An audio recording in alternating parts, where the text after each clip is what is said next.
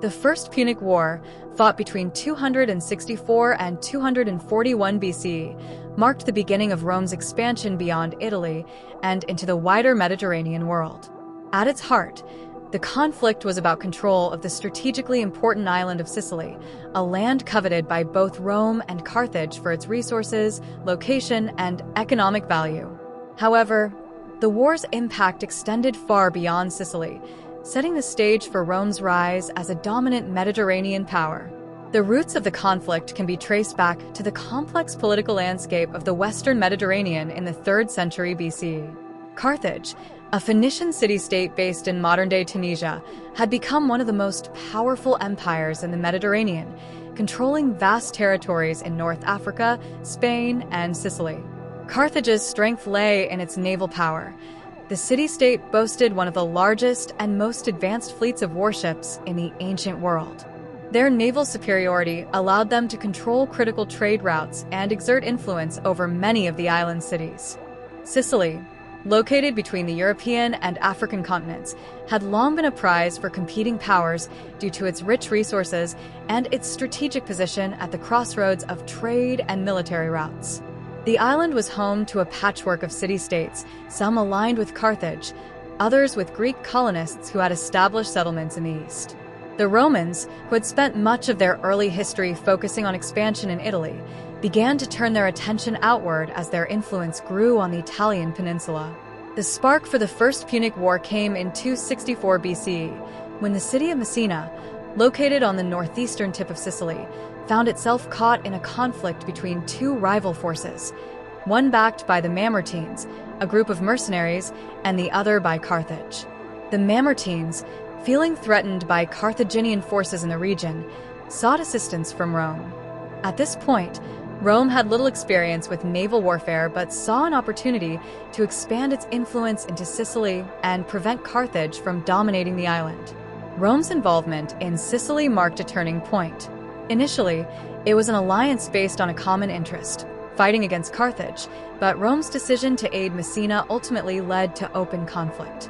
Carthage, already established in the western part of Sicily, viewed Rome's intervention as a direct challenge to its authority. In response, Carthage began sending reinforcements to Sicily, strengthening its control over its territories there. At the same time, Rome sought to establish a presence on the island by sending its own forces to Sicily, thus bringing the two great powers into direct confrontation. As Rome mobilized for war, the Roman Senate and its military commanders quickly recognized that naval power would be crucial for success. Carthage's dominance at sea was undeniable, and Rome had little naval experience to speak of.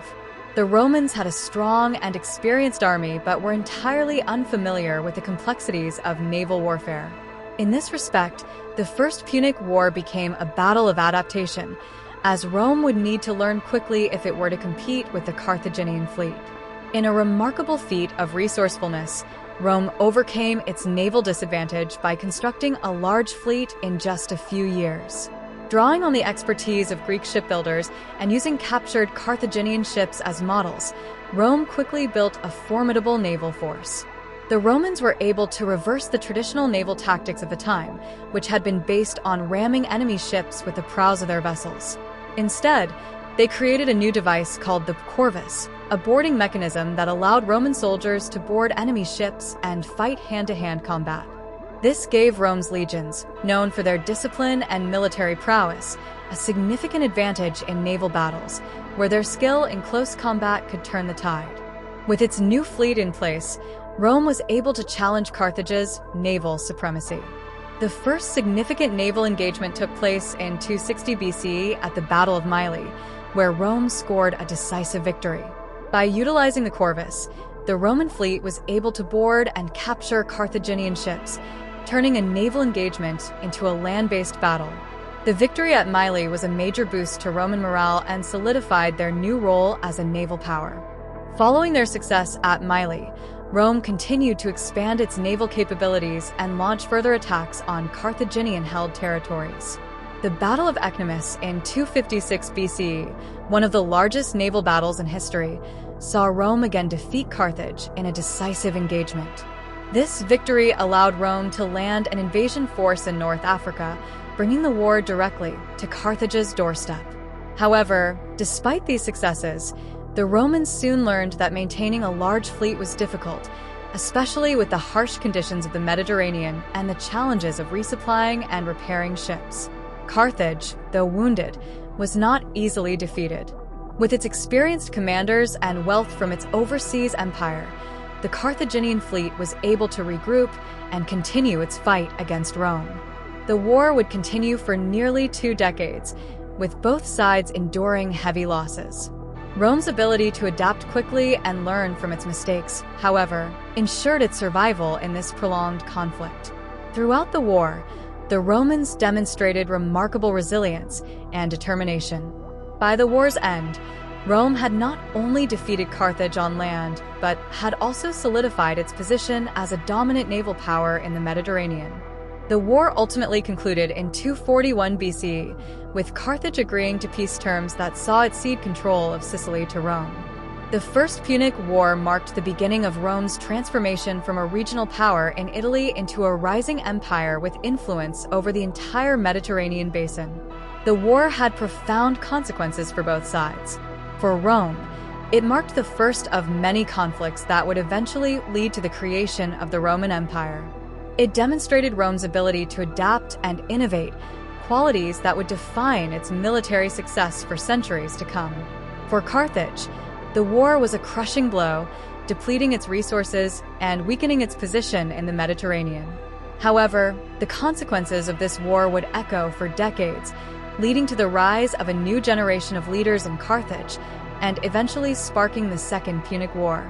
When the First Punic War began, Rome found itself in an unusual and difficult position.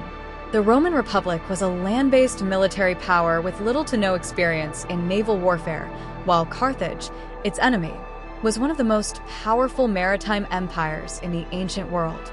Carthage had developed a formidable naval fleet over centuries, using its position along the North African coast to control the Mediterranean Sea and maintain dominance over trade routes.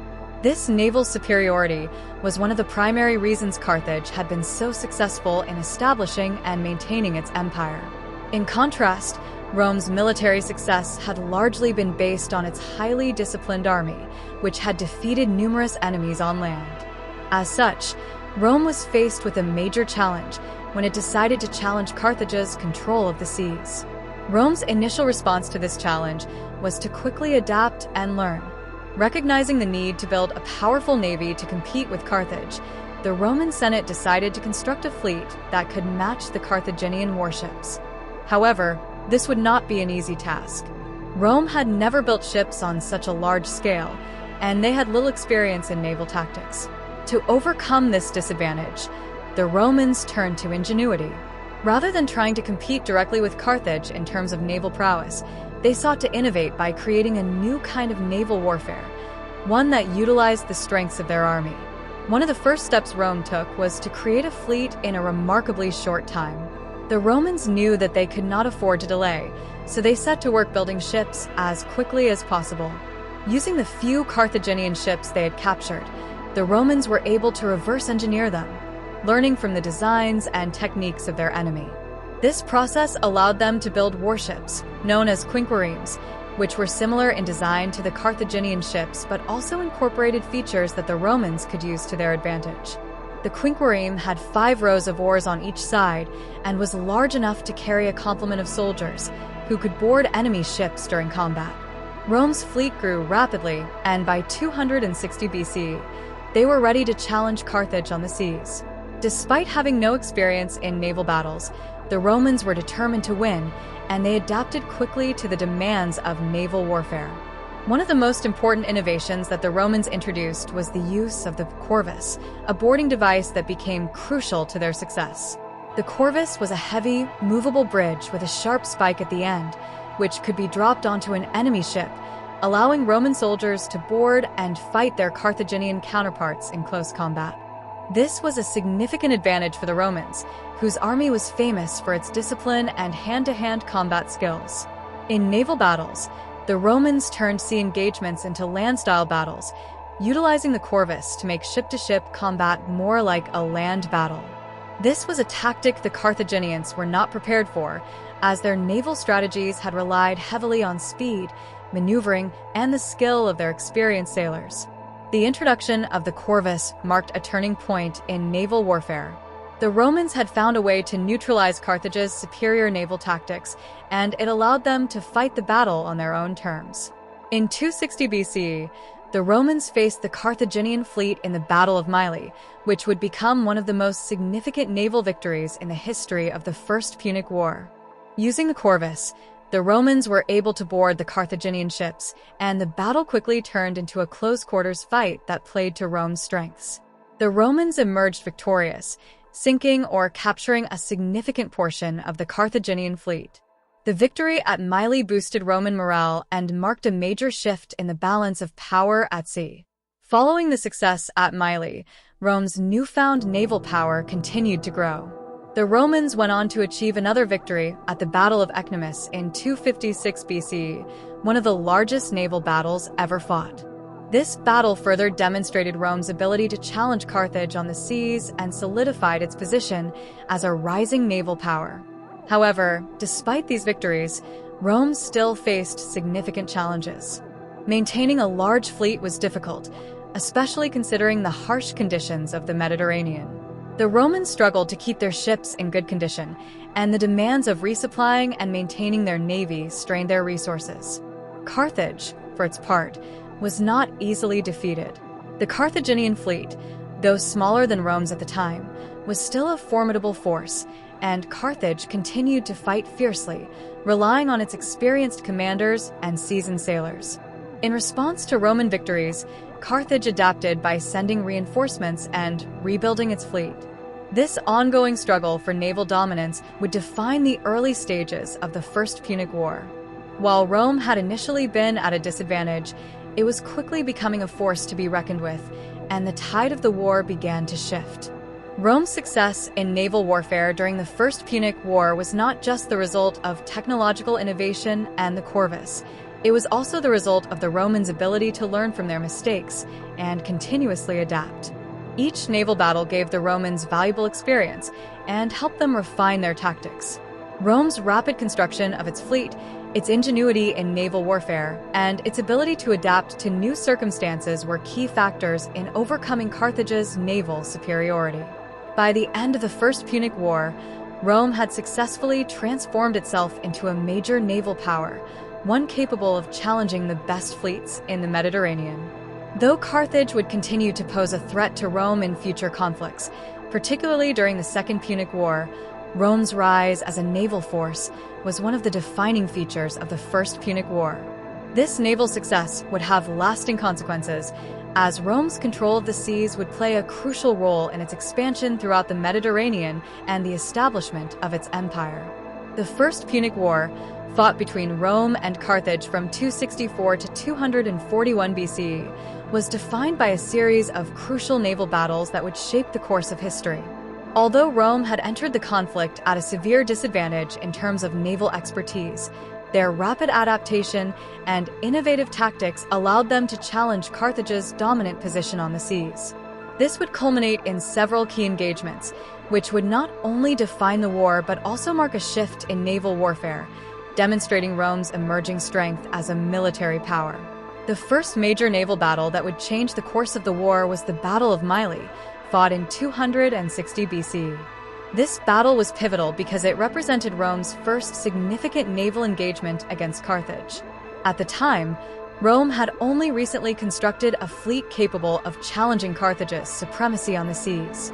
Despite their lack of naval experience, the Romans displayed remarkable ingenuity.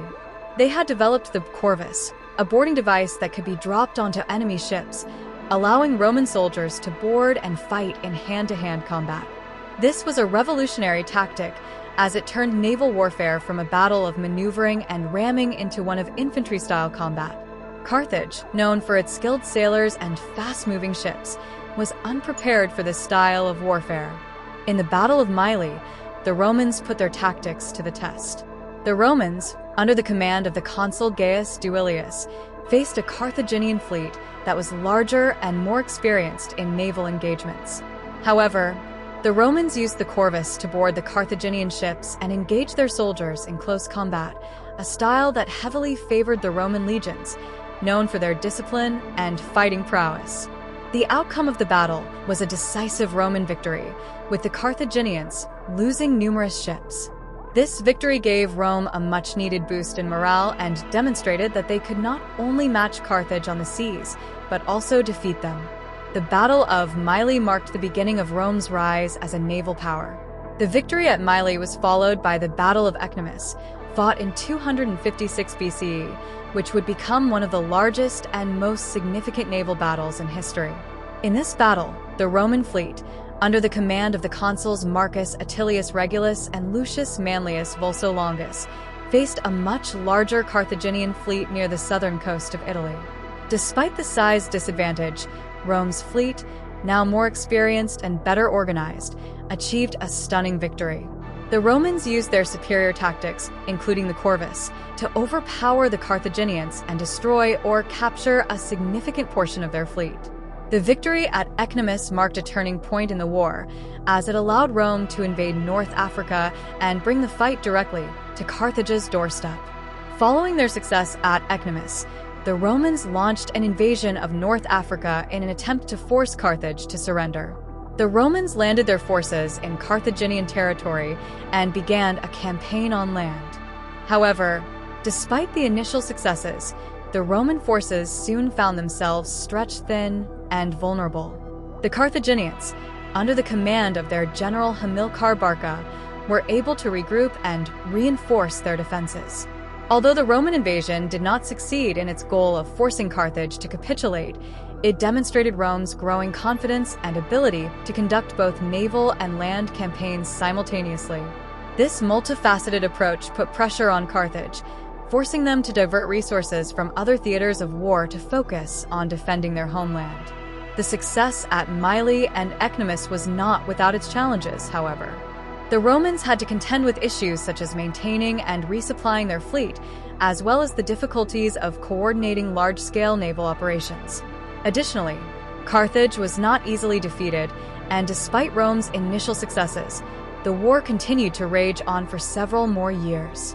One of the most significant challenges the Romans faced was the unpredictability of naval warfare.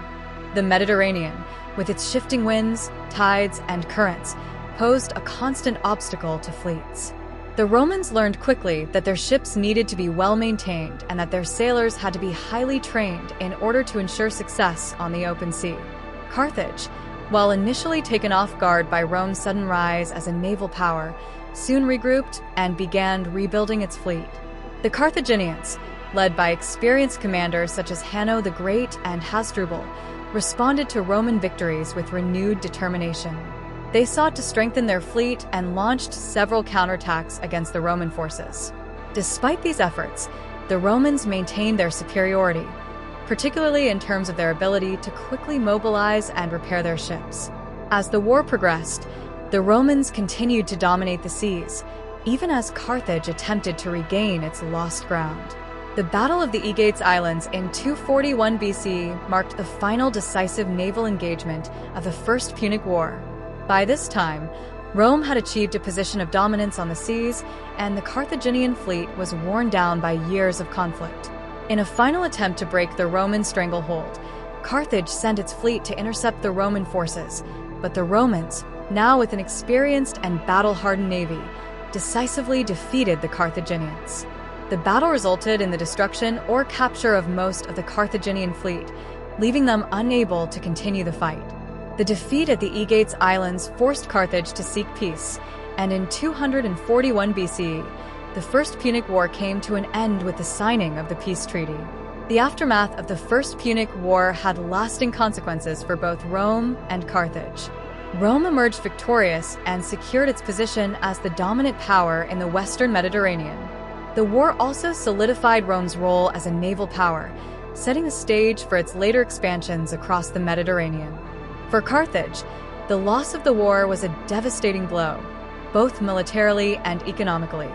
The defeat led to heavy reparations, the loss of its territorial holdings in Sicily, and the eventual decline of Carthaginian influence in the Mediterranean. However, while Carthage's immediate losses were severe, the war also set the stage for future conflicts, particularly the Second Punic War, which would again bring Rome and Carthage into direct confrontation. In the long run, the First Punic War's naval battles were instrumental in shaping the future of Rome.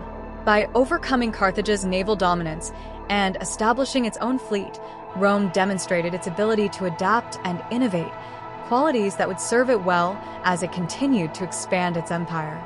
The experiences of this war also laid the groundwork for Rome's military tactics and strategies in the centuries to come, marking the beginning of its rise as the preeminent power in the Mediterranean. The conclusion of the First Punic War marked a significant turning point in the history of both Rome and Carthage. For Rome, the victory solidified its status as a rising power in the Mediterranean world. The war, though long and challenging, demonstrated Rome's ability to adapt and innovate, particularly in naval warfare, an area in which they had been initially inexperienced. The Romans not only overcame Carthage's naval supremacy, but also learned valuable lessons that would serve them well in future conflicts. However, the war also left Rome with a legacy of financial strain and ongoing challenges, especially as it sought to consolidate its new territorial holdings.